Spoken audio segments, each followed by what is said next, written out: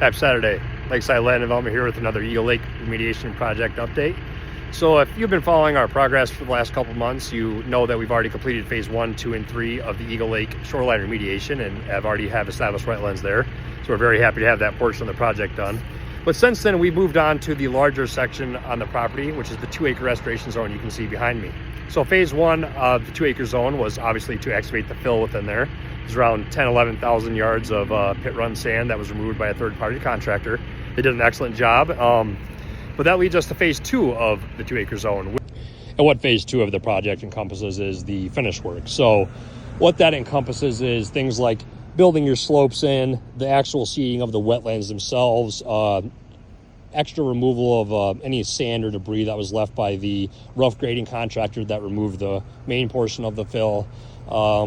Then there's a couple areas through here. As you can tell, the elevation rises as we get towards this hill, where the state said it was just a little too high through here. So we cut out around another 600 yards of dirt in there and then replaced it with natural fill from the wetland itself. And we're going to continue to do the same thing with this sand right here. We've got about 75 yards left and we're completely done with the main digging of the 2-acre restoration zone. And I will actually be personally doing this myself as the project manager, as my operator called in today. So I'm running the excavator, the dump truck over here, and the loader down there.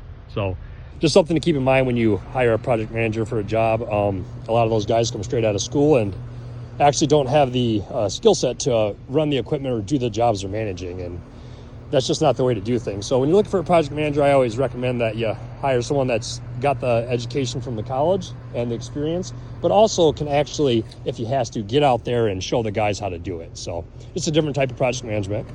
With that being said, stay tuned for phase 3 of this project, which will be spreading of the top dirt on the outsides of the project and seeding that, as well as next spring we will be planting 100 trees and 100 shrubs of a wetland variety throughout here.